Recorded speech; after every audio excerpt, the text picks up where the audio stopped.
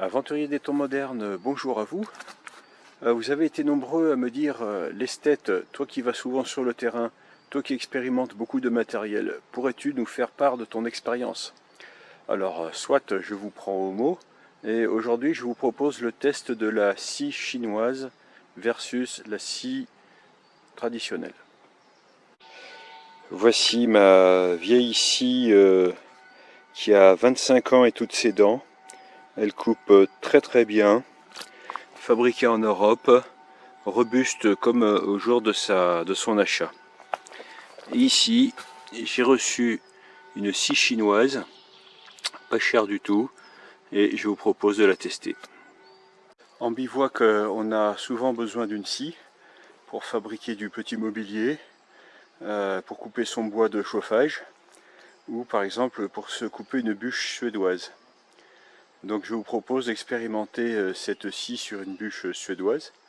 Alors l'avantage de cette scie nouvellement arrivée, c'est son encombrement et son poids très très réduit. Mais que vaut-elle sur le terrain? Eh bien essayons-la.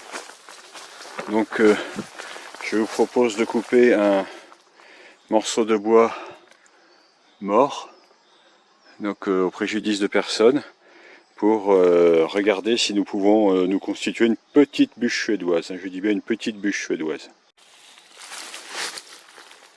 Alors, nous allons dérouler la scie, qui doit mesurer de mémoire une soixantaine, 60-70 cm, et qui est composée de deux ou trois fils barbelés tissés entre eux.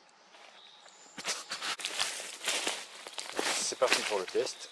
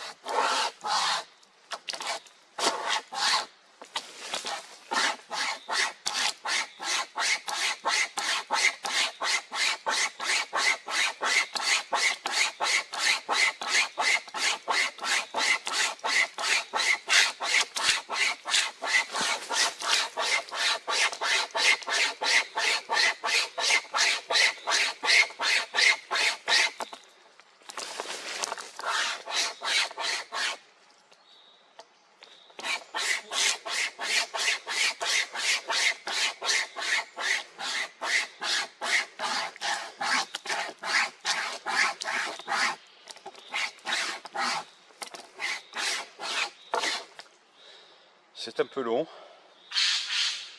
c'est même un peu trop long à mon goût.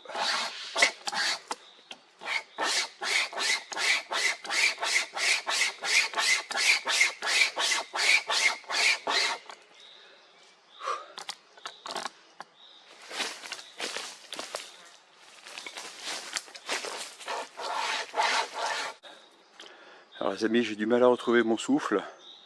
Je crois que pour la bûche suédoise et la petite scie, on va considérer ça comme un échec. Maintenant, on peut essayer de couper des morceaux de bois plus petits. Alors, nous allons essayer d'ébrancher les branches mortes situées en bas d'un sapin.